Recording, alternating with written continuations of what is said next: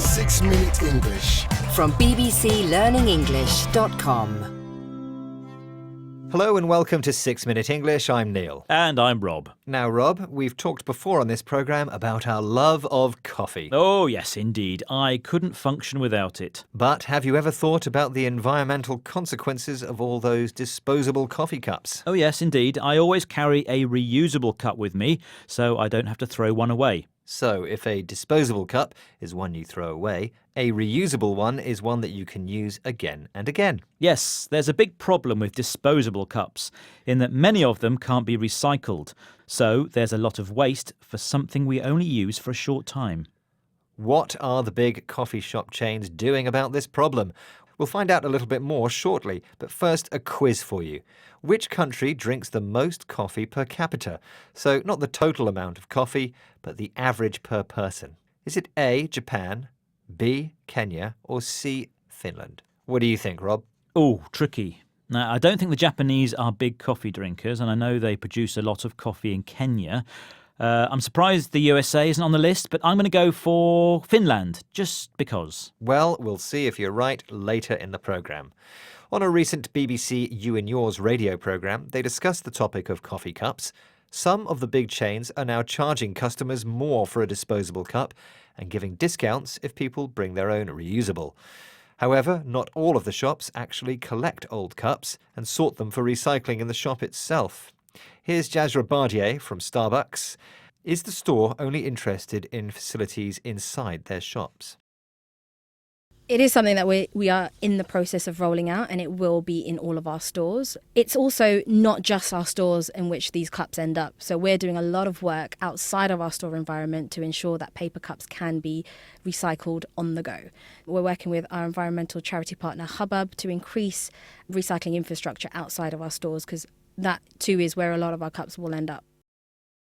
So, are they just working in their stores at improving recycling? Well, no. After all, most people take their coffee out of the stores, so they're working on the recycling infrastructure outside as well. This will be things like bins and collection points, which are clearly marked for coffee cups. And what about enabling recycling cups in store? Well, she said that was something they are rolling out to all stores. Rolling out here means introducing over a period of time, so it's starting to happen, but it's not finished yet. Let's listen again. It is something that we are in the process of rolling out, and it will be in all of our stores. It's also not just our stores in which these cups end up. So we're doing a lot of work outside of our store environment to ensure that paper cups can be recycled on the go. We're working with our environmental charity partner Hubbub to increase recycling infrastructure outside of our stores, because that too is where a lot of our cups will end up. Not everyone, however, believes that the coffee chains are doing everything that they can.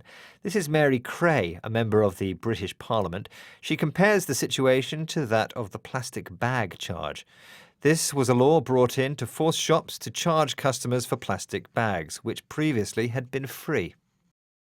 If you think you're having to pay extra for something, as we saw with the plastic bags, we think a similar psychological measure is needed, a nudge measure, to encourage people to remember to bring their reusable cup with them. And of course, this is something that the coffee shops have been fighting tooth and nail. She thinks that we consumers need a nudge to help us remember our reusable cups. Yes, we need a nudge, which is a little push, a reason. In this case, she is thinking of a law to make them charge more. But she says the coffee chains really don't want this. They are, she says, fighting it tooth and nail. If you fight something tooth and nail, you're against it completely and try to stop it. Let's hear MP Mary Creagh again. If you think you're having to pay extra for something, as we saw with the plastic bags, we think a similar psychological measure is needed, a nudge measure, to encourage people to remember to bring their reusable cup with them. And of course, this is something that the coffee shops have been fighting tooth and nail. Time to review our vocabulary, but first let's have the answer to the quiz question. Which country drinks the most coffee per capita? Is it A, Japan, B, Kenya, or C, Finland? What do you think, Rob? I took a bit of a guess at Finland. Well, congratulations, your guess was correct.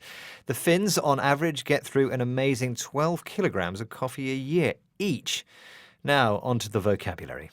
We had a couple of related but opposite words. Something disposable is designed to be used once or a few times and then thrown away, and a reusable is designed to be used again and again.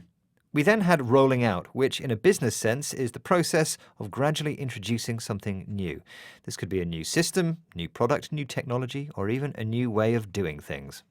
New ideas often need new infrastructure.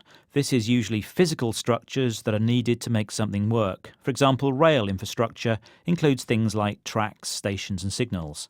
A nudge is a small push to encourage us to do something. You don't need a nudge to carry a reusable coffee cup, do you? Oh no, I'm all for it. In fact, I'd fight tooth and nail to keep hold of my reusable. Which is quite a coincidence, as that was our last expression today.